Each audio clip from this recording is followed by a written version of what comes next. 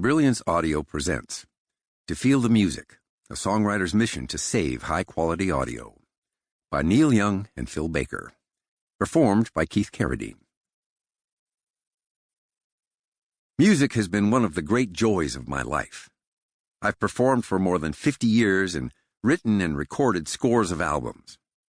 I've traveled around the world performing for audiences in dozens of countries.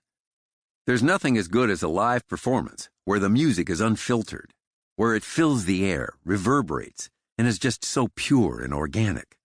Likewise, a great recording that tries to replicate this is also in a class by itself. It's an art form. In the 60s and 70s, advances in audio equipment, high-quality vinyl, and tape recording brought wonderful-sounding music into the home. While not the same as live performances, the sound was an art form unto itself and allowed listeners to enjoy the music, become immersed in it, and be exposed to many of its nuances. Enter the digital age. Yet in the early 80s, instead of audio improving even more, something unexpected occurred. When digital music became available on the compact disc, CD, I got very excited. I thought, finally, no more cracks, no more pops, no more surface noises that had accompanied vinyl records. All the artifacts would be gone. When I went into the studio after making my recordings, I did what I usually did. I cranked up the volume and started mixing, listening to CD quality from my new digital machines. After 3 hours, my ears were killing me. They were ringing and really hurting badly. That was when I first realized that something was wrong.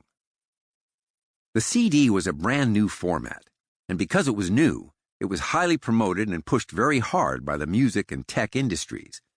But, convenient as it was inferior to its predecessors, such as vinyl and tape recordings, in terms of audio quality.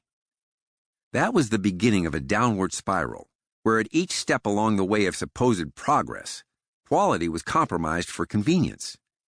And from that point to today, we've experienced this degradation over and over.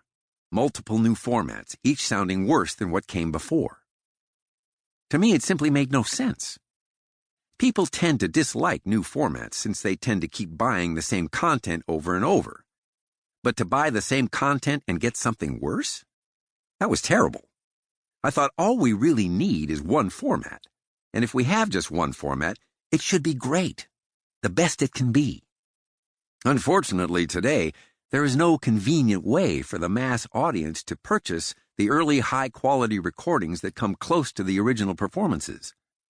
Listeners cannot enjoy the history of recorded sound and the magical recordings of the last century at their finest. These high-quality recordings are currently only available to the elite few who pay a premium for their music and have the expensive equipment needed to enjoy it. And because the audience that can afford these recordings is so small, there's only a very limited number of titles available. Instead, the record companies focus on what they can sell. Inferior quality made for cell phones. The acceptance of poor quality ripples through the industry and makes it even more difficult to reverse direction. People get used to hearing this poorer quality, and many never experience what music could sound like. As the demand for high-quality audio diminishes, hardware companies struggle to survive, and artists record at lower quality. When these companies die, there's nothing available to play quality sound. It's a race to the bottom that affects the entire audio industry. Digital quality improves, except audio. The deterioration of quality is not happening with other digital content, only audio. Digital video and imaging have made amazing progress. Films in the theater and images we take with our cameras, and even our phones, are sharper and clearer than ever. Advances such as image and contrast correction take advantage of digital technologies to increase enjoyment and provide the detail and fine nuances otherwise lost. Why can't we say the same about audio? To me, something is wrong. As an artist, I want my fans to experience the same quality that I experience in the studio. I want fans of other artists to be able to do the same. In this age of technology, there is nothing standing in the way of this idea, except greed.